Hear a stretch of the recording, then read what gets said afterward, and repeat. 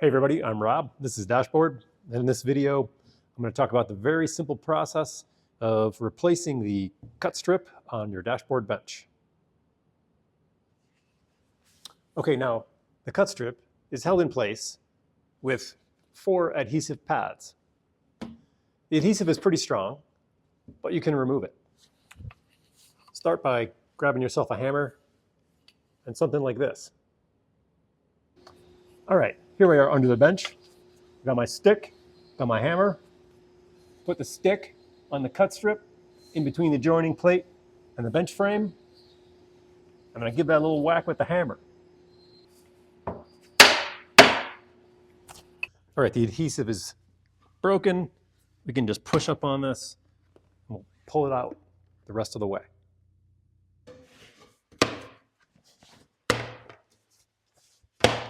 So the adhesive pads have stuck to the joining plate and the frame. Sometimes one of them might stick to the cut strip, but it all comes off easily afterwards.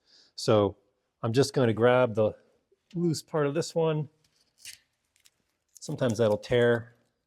Sometimes it'll all come up in one, but if you can just roll this back, it's going to take you a little bit, but these will typically come off pretty cleanly. Just use your thumb like so. And of course the adhesive is very strong. So in some cases it'll take you a little while, but stick with it, it's part of the fun.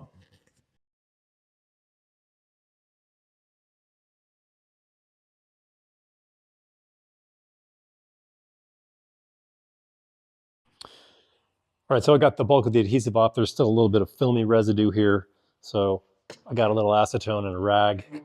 We'll clean that up and be ready to put in the new one.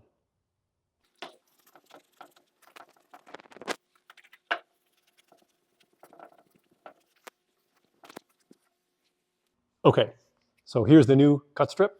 And when you bought it, it came with these 4 new adhesive pads. So we'll just put those on, and I'll just take one for the end and leave it a little bit in from the end, maybe 1/8 of an inch, 3 millimeters or so. Press that down. Do the same thing on the other end.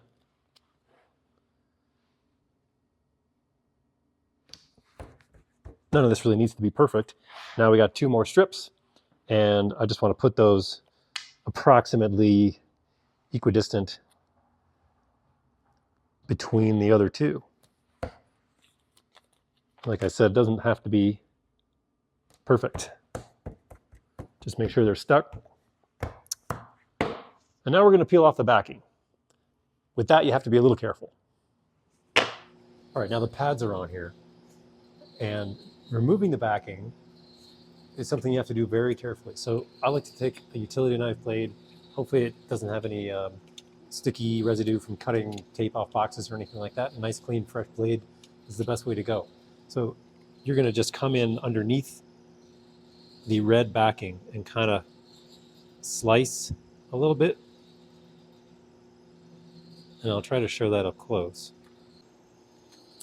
Okay, so the thing you want to do is avoid getting the knife stuck to the actual pad and just use it to pull the backing off. So if you get in here just very carefully at the corner, get in between the backing and the pad. You can see I've got the backing loose now. So just use that and grab it with your thumb, and you can pull that off without pulling the pad off of the cut strip. So now you're ready to go with that one, and just do the same things with the others.